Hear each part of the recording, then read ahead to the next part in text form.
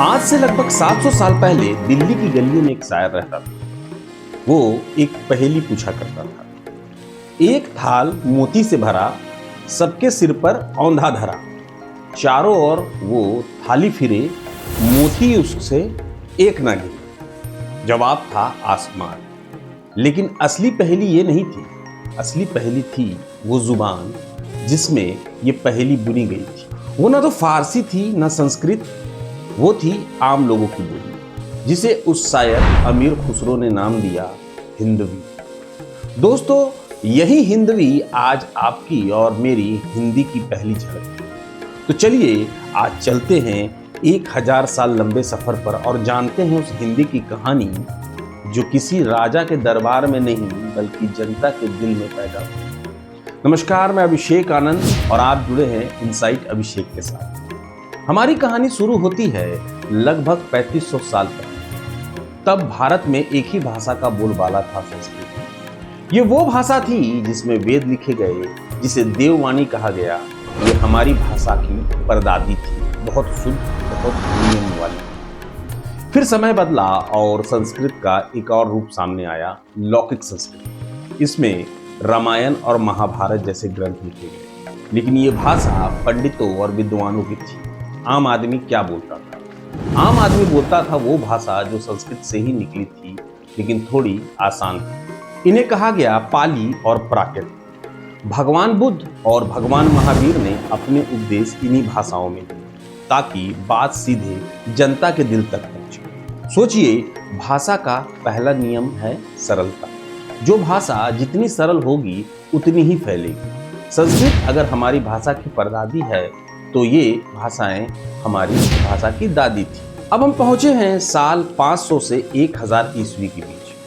प्राकृतिक भाषाएं भी समय के साथ बदलने लगी, थोड़ी टूटी फूटी, थोड़ी और आम हो गई। भाषा के इसी बदलते हुए टूटे फूटे रूप को विद्वानों ने नाम दिया अपभ्रंश, यानी बिगड़ा हुआ रूप। लेकिन ये बिगड़ा हुआ रूप ही हमारी हिंदी की मां बनने वाली थी।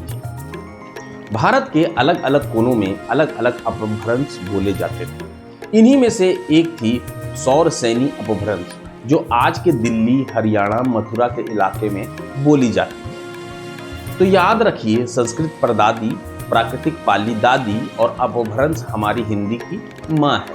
इसी सौरसेनी अपभ्रंश की कोख से हमारी हिंदी का जन्म हुआ। अब कहानी वापस आती है हमारे हीरो अमीर खुसरो पर। 1000 ईस्वी के बाद सौरसेनी अपभ्रंश से जो नई नवेली बोली निकल रही थी वो थी खड़ी बोली। खुसरो ने इसी बोली को हिंदवी कहा और इसमें पहेलियां और गजलें लिखकर इसे पहली बार साहित्य का स्वाद चखाया। ये हिंदी का बचपन था।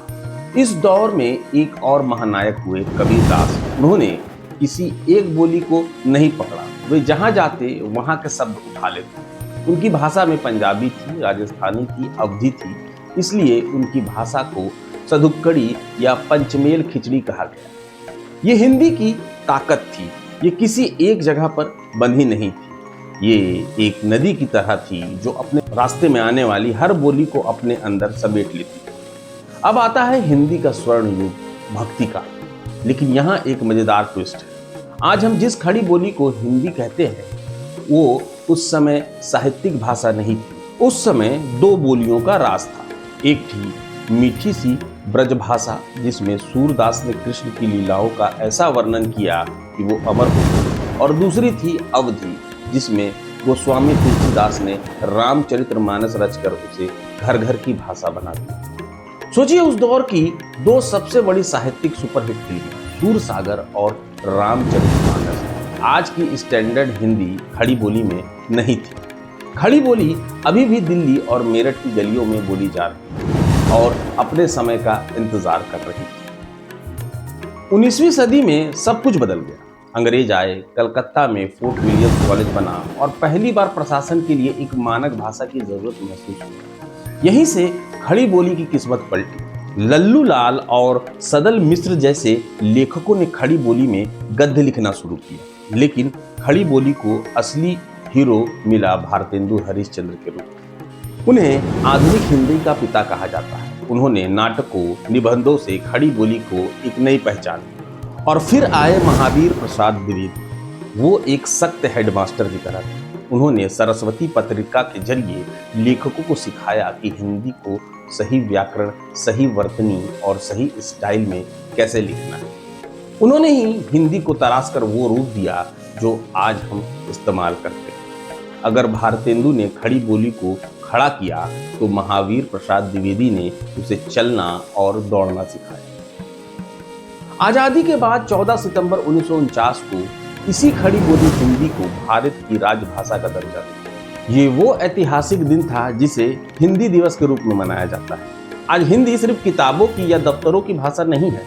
ये बॉलीवुड के गानों की धुन है, ये क्रिकेट कमेंट्री का जोश है, ये इंटरनेट पर मीम्स की भाषा है, ये भारत से निकलकर दुनिया के कोने कोने तक पहुंच चुकी है। इसने अंग्रेजी, फारसी, अरबी सबसे शब्द उधार लिए और आज भी ले रही है। टेंशन, टाइम, स्टेशन, किताब, कानून, ये सब अब हिंदी के ही शब्द हैं। तो दोस्तों, हिंदी की ये कहानी हमें सिखाती है कि भाषा कभी रुकती नहीं। ये बहते पानी की तरह बदलती है, नए शब्द अपनाती है और खुद को हमेशा जिंदा रखती है।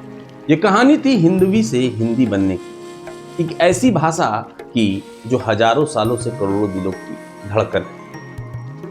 आपका सबसे पसंदीदा हिंदी शब्द कौन सा है? नीचे कमेंट सेक्शन में जरूर बताएं और ऐसे ही दिलचस्प कहानियों के लिए हमारे चैनल को सब्सक्राइब करना ना भूलें। मिलते हैं अगली कहानी में। जोहार।